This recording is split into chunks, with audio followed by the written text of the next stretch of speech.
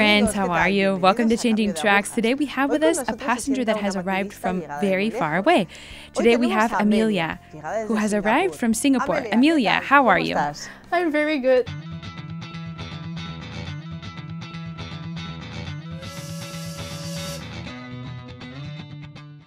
Tell us a little bit about how old you are, where you're from. I'm Amelia, and I'm from Singapore, and I'm 23 years old.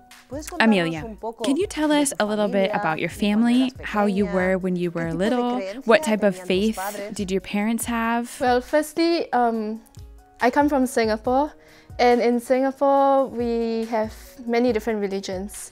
And Catholicism is not like the main religion in Singapore. We have Buddhism, Taoism, Hinduism, and all that stuff. And my family, we were not born as a Catholic. In fact, my mother was the first, she got baptized 25 years ago, and she was the first Catholic in her entire family history, as well as my father's family history. And she got introduced to the faith because of a friend of hers who told her about Jesus. And when she got married to my father 25 years ago, they got married in a Catholic church. But at that time, my father was a taoist. And so the thing is that, like, in my family, there was a lot of spiritual warfare, because my father wanted to practice his religion and my mother wanted to practice the Catholic faith. And they didn't baptize the children, so I wasn't baptized as a Catholic when I was born. Amelia, why did you get baptized? When I was young, since I was little, my mom would try to bring the kids to church. And so we would follow her to church, but I didn't understand anything that was going on in the mass and anything like that. And no one really told me anything about the faith. So I grew up thinking that the Catholic faith was just another thing to do, you know, when you are free and things like that. But my life started to change a little when my dad decided to become a Catholic. I guess after all these years of living with my mom, he decided to take a leap of faith to find out who is this Jesus Christ, and he decided to get baptized. And naturally, it felt like I should get baptized also. I just took the decision to also attend the RCIY class, which is the Rite of Christian Initiation of the Youth. I attended that class for 1 year and I got baptized with my younger brother. But the thing is that when I got baptized, I felt that there was no change in my life because I didn't really learn anything in that class. And I didn't understand what I was getting myself into. I didn't know what a big gift the Lord was giving to me. And so after baptism, I still continued living a really mediocre life. Like, I wasn't really practicing the faith or so. And I didn't even want to follow up with my confirmation. Amelia, how old were you when you were baptized? I was 14 years old when I got baptized. And I really thank God for this sacrament of baptism, even though I wasn't aware of what a great gift the Lord was giving me. But honestly, He had been preserving me from a lot of things that could have happened to me. When I was 13 to 16 years old, I was in high school, and Maybe you start going out to clubs with your friends. No, I didn't go to discos or parties or whatever, but I did have a lot of friends that went to parties or who were totally in the world. And they were my best friends. The funny thing was that at that time I was seeking a lot of like social recognition from people, from friends. And so during those years, I fell into the danger really of like trying to be liked by my friends and everything, because I didn't really feel loved elsewhere. So I sought it in like people. And like my best friends at that time were people who were the most high profile girls in the entire school, in my entire like batch of students. And they went out to parties at the age of 14 years old. They started drinking, smoking, and all that stuff.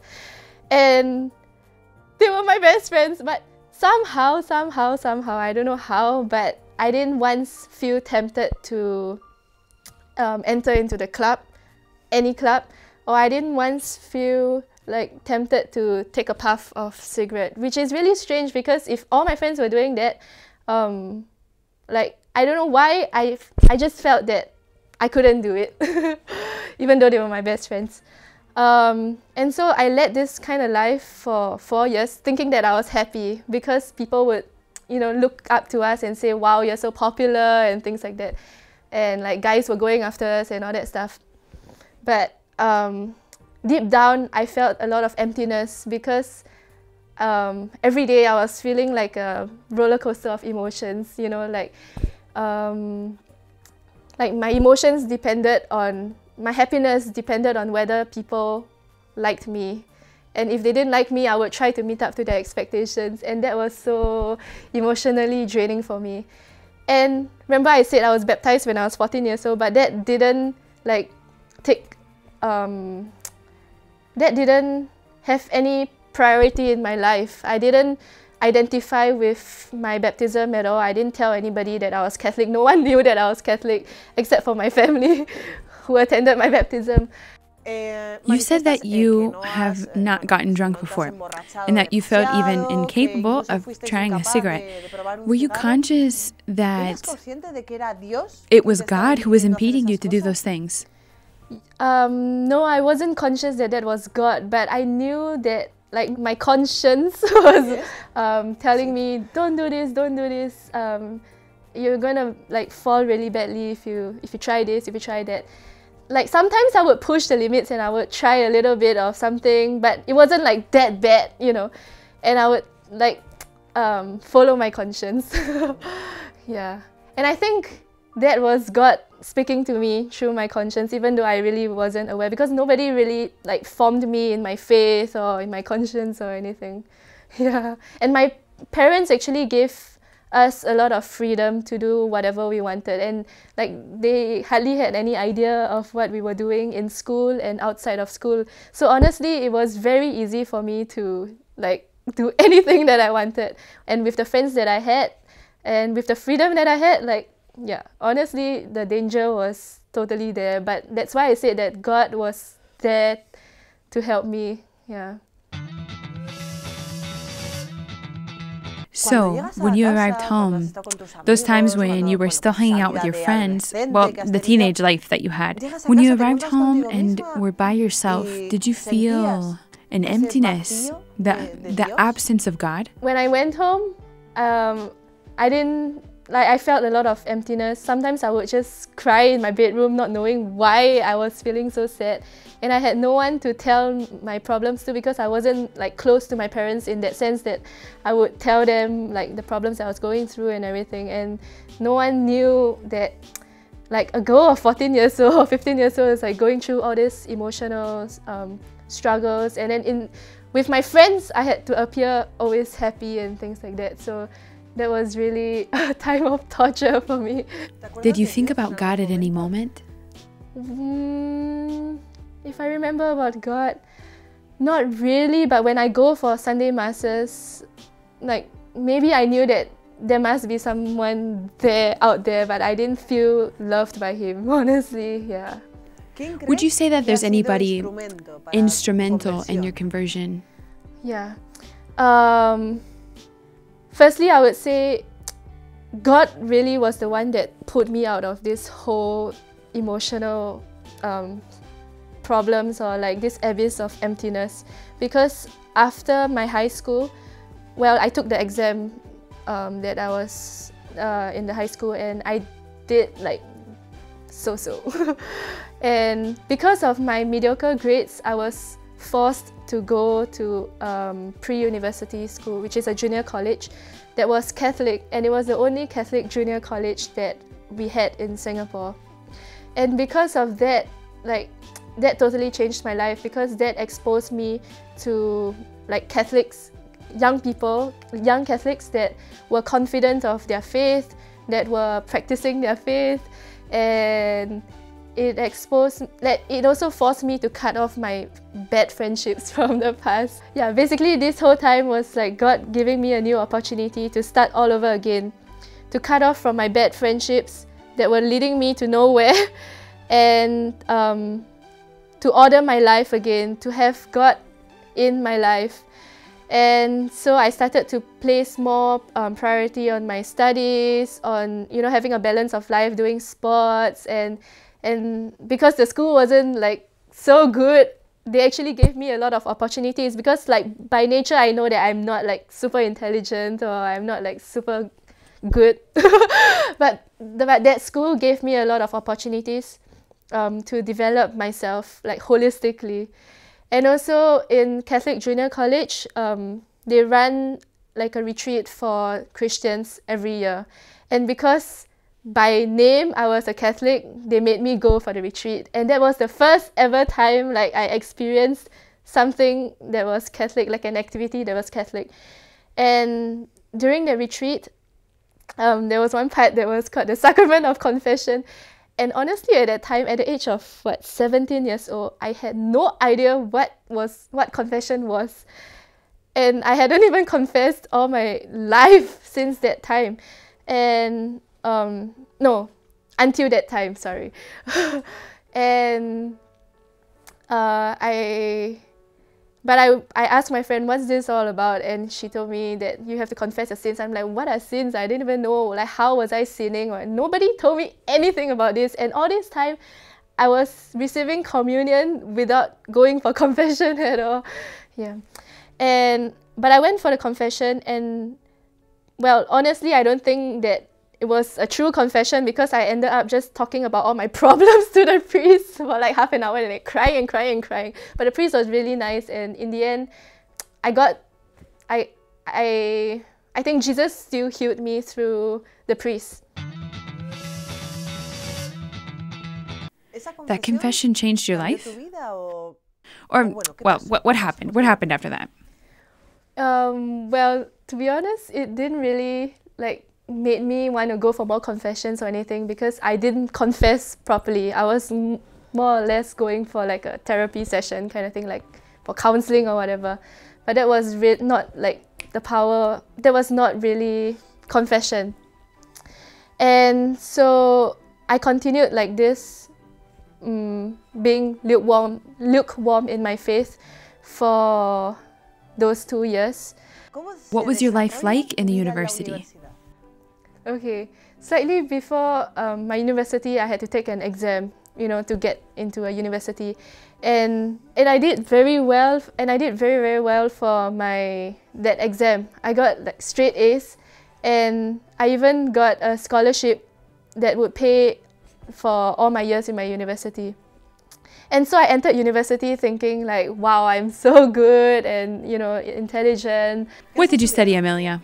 I studied business and accounting in my university.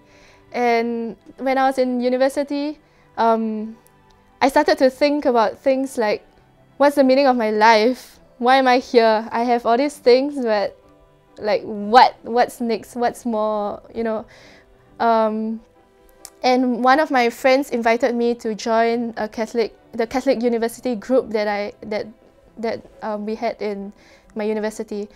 And in that group, I really started to grow in my faith authentically, because there I had friends that were really trying their best to practice their faith even in the midst of a paganistic environment. And there I received a lot of formation, weekly formation about the faith. Because before that, I really knew nothing about the Catholic faith, nothing about the Bible, nothing about God's love, nothing. But my real turning point was when I attended this Catholic retreat that was led by the Archbishop of Singapore. And in that retreat, he preached really strongly about God's love. And that was the first time somebody has spoken so strongly to me about God's love. And he preached very strongly about sins. And that made me realize how much I had been offending God with every sin that I was committing. And in that retreat, he also encouraged us to like go for a good confession, a deathbed confession, which means that imagine you are going to die, you know, like what are you going to confess to God? And in that confession, that was the first time when I was 19 years old, I made my first proper confession. And that had a lot of healing effects on me because I was totally reborn as a person. And I remember learning so much in that retreat that it was like a whole new world, like wow, God exists and this is, you know, like he loves us and that's the most important thing. And I remember when I went back home, I started telling my mom everything that I had learned about God, and she was shocked because I was not like this kind of person. I was not a person that would talk about God at all, and she saw that wow, Amelia has changed. And so little by little, I started to know more about God, and he started to play a bigger part in my life.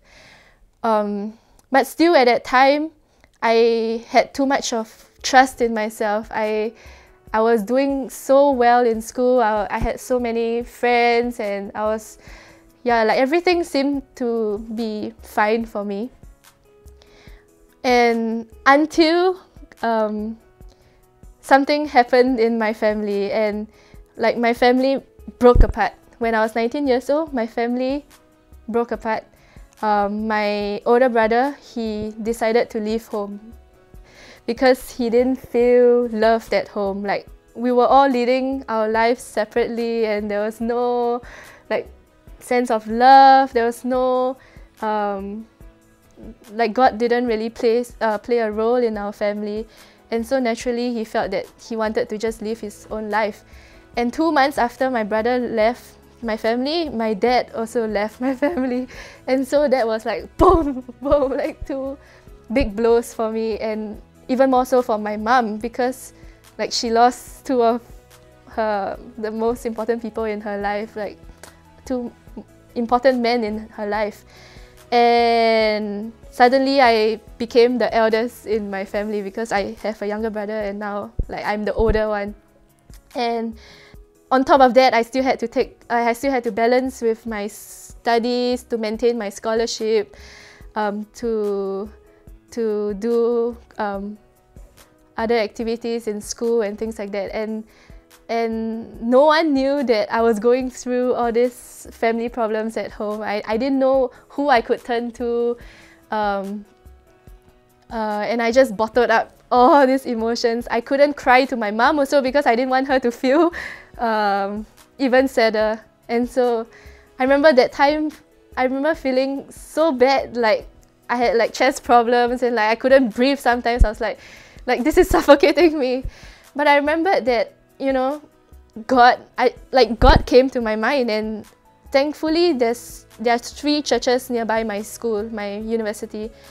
And I remember every time I felt so helpless, I would just run to the Adoration Chapel and just kneel down there and just open my wounds to the Lord and say, hey, God, you have to be there because you are the only one that can help me now. Like this, I'm totally helpless. I don't know what to do with my life. And here I thought I have everything, but now like everything seems to be taken away from me. And the Lord just through adoration, through confession, he healed me. He gave me the power to not bear grudges with people who did harm against me. He gave me the power to forgive also, and he started to give me interior peace, even though the exterior circumstances didn't change. But I realized that what I got out from my relationship with God is the interior peace that I still had, and very often even like the interior joy that I had, so much so that nobody in my school knew that like I was going through all this because they saw that I was still being joyful. Yeah, but I knew that that joy came from the Lord, because by myself I could have gone depressed very, very easily. Yeah. Amelia, what is your life like now? What do you do? Where are you in life? Now, like, my life is totally different, because Catholicism is now like the base, like, of my identity. Like, if somebody were to ask me, who are you, Amelia? The first thing that would come to my mind is that I'm a child of God, I'm a daughter of God, I'm a Catholic, and like Jesus Christ is everything. And that really happened thanks to the fact that I met the Home of the Mother in 2015 when I was in Europe. And after I met the Home of the Mother, they spoke very, very strongly about the truth, and I was very attracted to the radicality that Jesus Christ is calling all of us to be. And naturally also, I improved in my prayer life. I frequented the sacraments, and also I started to grow in my trust in Him, and I started to dare to ask Him, okay, what is it that you want me to do with my life? And also very naturally, I think He saw that I was more disposed to listen to Him and to follow what He wanted of me. And He showed me very clearly that I have a religious vocation, and that this is what He created me for. Yeah, and so now I'm a candidate, and I'm going to be a seventh sister of the Home of the Mother, yeah, which is a congregation in Spain. Okay. Yeah. Amelia, who are Jesus and Mary for you? Jesus, to me, He is everything, because He has the answers to all my questions. And He is the solution to all my problems and all my sufferings. Because the thing is that everybody is going to have sufferings. But we have to turn to the one who can save us from our suffering, and that's only through Jesus Christ. And who is Mary to me? Mary is the model, like my model, because she's the model that God the Father has created for all of us to imitate and to always contemplate on her unending virtues. And she's the mother that would always guide us back to her Son, and we don't ever have to be afraid to go close to her. Yeah. Amelia, thank you for being here with us. Thank you.